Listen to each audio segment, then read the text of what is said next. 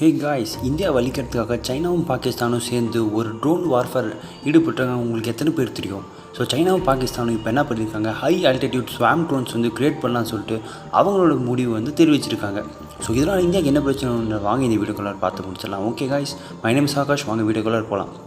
So ரொம்பவே சிம்பிளாக air defence system எப்படி ஒர்க் ஆகுதுன்னா, எப்போ ஒரு இன்கமிங்கான ஒரு மிசைல்ஸோ ஒரு ட்ரோன்ஸோ வரப்போ நம்ம என்ன பண்ணுவோம், ஒன்று ஆன்டி ஏர்க்ராஃப்ட் கன் மூலிமா யூஸ் பண்ணி அதை அழிச்சிடும். அப்படின்னா பெலஸ்டிக் மிசைல் அப்படின்னா என்னாச்சும் ஒரு ஏர் டிஃபென்ஸ் மிசைல் மூலிமா இது பண்ணி நம்ம அழிச்சிடும். ஸோ நிறைய டைம் ஸ்வாம் ட்ரோன்ஸ், அதாவது கூட்டம் கூட்டமாக தேனீக்கள் வரும் பார்த்தீங்களா, அது மாதிரி ட்ரோன்ஸ்லாம் வரப்போ நம்ம என்ன பண்ணுவோம், ஆன்டி ஏர்க்ராஃப்ட் கன்னான L-70 யூஸ் பண்ணிட்டு நம்ம என்ன பண்ணுவோம், அந்த ஸ்வாம் ட்ரோன்ஸ் ஃபுல்லாக அழிச்சு முடிச்சிடும். ஆனால் இந்தியா கிட்டே இருக்க ஒரு பெரிய பிரச்சனைனா, இந்த ஆன்டி ஏர்க்ராஃப்ட் கன்னான L-70 இதோட எஃபெக்டிவ் ரேஞ்ச் பார்த்திங்கன்னா 3500 மீட்டர் தான். ஸோ இப்போ இந்த சைனாவும் பாகிஸ்தானும் சேர்ந்து என்ன பண்ணியிருக்காங்க, ஹை ஆல்டிடியூட் ட்ரோன்ஸ் கிரியேட் பண்ணியிருக்காங்க, அதாவது ஹை ஆல்டிடியூட் ஸ்வாம் ட்ரோன்ஸ். ஸோ இந்த ட்ரோன்ஸ்லாம் 5000 ஒரு 10,000 மீட்டருக்கு உயரத்தை பறக்கும். ஸோ நம்மளோட ஏர் டிஃபென்ஸ் கன்னான L-70 எவ்வளோ சொன்னால் 3500 தான்.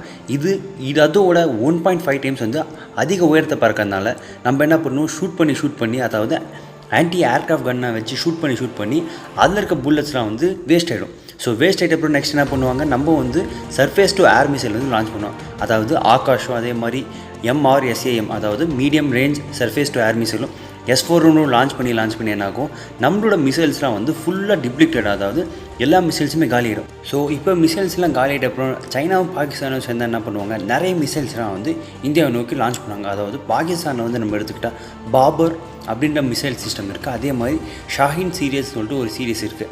அதாவது இந்த மிசைல் சீரியஸில் நிறைய வகை ஆஃப் மிசைல்ஸும் இருக்கும். சைனாவை கன்சிடர் பண்ணால் CJ-10 மிசைலும் அதே மாதிரி DF-21 பெலஸ்டிக் மிசைலும் யூஸ் பண்ணி நம்மளை அழிப்பாங்க. முக்கியமாக எங்கள் இடத்துல சொல்ல போனோம்னா, இந்த ஜம்மு காஷ்மீர்லையும் அதே மாதிரி லைன் ஆஃப் கண்ட்ரோலும் ஆக்சுவல் லைன் ஆஃப் கண்ட்ரோலும் தான் முக்கியமாக இவங்களோட மெயினான கீ ஏரியா இருக்குன்னு கூட தெரிவிச்சிருக்காங்க. ஸோ நம்ம இதுக்காக என்ன பண்ணியிருக்கோன்னா, ஒன்று இந்த ஆன்டி ஏர்க்ராஃப்ட் கன்னை ரேஞ்சை இன்னும் எஃபெக்டிவாக இன்க்ரீஸ் பண்ணும். அதே மாதிரி எலக்ட்ரானிக் வார்ஃபேர்லையும் ஈடுபடும்.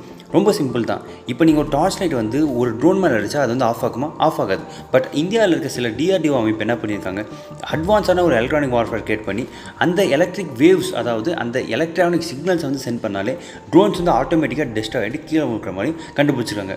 முக்கியமாக சொல்ல போட்டோமா, இந்த ஆகாஷம் இந்த medium range surface to air missile இதோட ரேஞ்ச் ரொம்பவே எக்ஸசிவாக இருக்கும். அதே மாதிரி ஹை வேல்யூட் அசட்டட் டார்கெட்ஸ் தான் டெஸ்ட்ராய் பண்ணும்.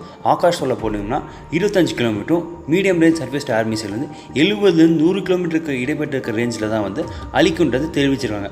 ஸோ இது மாதிரியான சிஸ்டத்தெல்லாம் ட்ரோன் அழிக்க என்றைக்குமே பயன்படுத்த மாட்டாங்க. அதுவும் இல்லாமல் S-400 ட்ரோன் அழிக்க முக்கியமாக பயன்படுத்தவே மாட்டாங்க.